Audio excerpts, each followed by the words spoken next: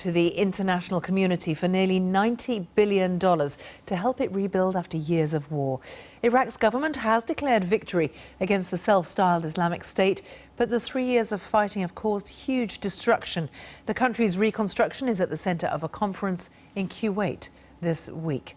Well, we can talk now to Christina Hobbs, who's head of operations for the UN World Food Programme in Iraq, and she's able to speak to us from Erbil, which is an hour's drive from Mosul. And Christina, I understand you've been in Mosul, perhaps even today, to see what is happening.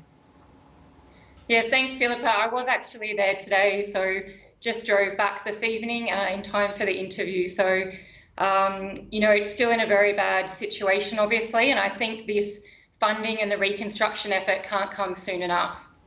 Yeah, we're showing our viewers some pictures now of Mosul. We have some videos that you sent us. Tell us more about the level of destruction, because it was street-to-street fighting. It was really pummeled. Yes, I think we've all seen the images, but it's very difficult to really imagine. It's really a jungle of concrete and wrought iron and steel. And I mean, I think any of us can imagine any big city in our home countries completely flattened and demolished. And that's really the sights now in West Mosul, with entire suburbs reduced to rubble. So it's, the conflict is over, but certainly the humanitarian impact is ongoing. And I suppose it's a hard truth that some of this damage was done by Iraq's government forces as they wrestled it back from IS.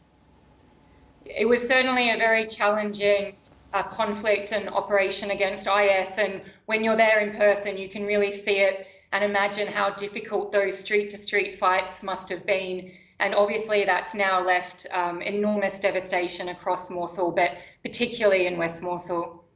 What about the people who were living in those homes? Where are they now? Well, as we drove through the streets today, we did see some people out and about. So we're seeing grocery stores just popping up on the street. I saw a wedding dress for sale on a hanger on the side of the road.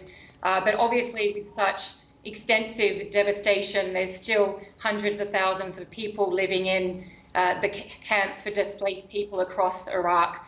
So some people coming back now, but certainly many, it will be quite a while before they can return.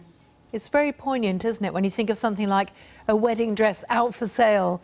People want to keep living their normal lives and pursuing their normal lives, but there are still some very basic needs unmet. Certainly, and today I was actually with about 100 teachers and principals from Mosul with the Ministry of Education here, and the World Food Programme is actually beginning a school meals program to help bring children back to school. But looking at some of these schools, we have a building that has been rehabilitated on a street where every other building has been demolished.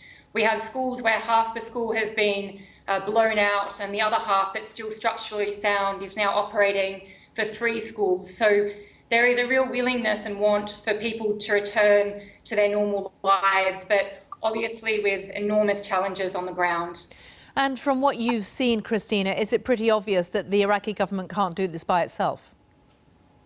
Listen, I think what I've seen from the last few days is a real willingness and want by very senior people across various ministries to rebuild and reconstruct Iraq. But obviously this is going to be an enormous task, I think, beyond almost anything that we've seen before when you look at the absolute scale of destruction. So certainly financial assistance is required and is what Iraq is asking for. But obviously this reconstruction and rehabilitation needs to be hand in hand with international organisations to ensure that that the people of Mosul and that the people of Iraq can receive the reconstruction that they need.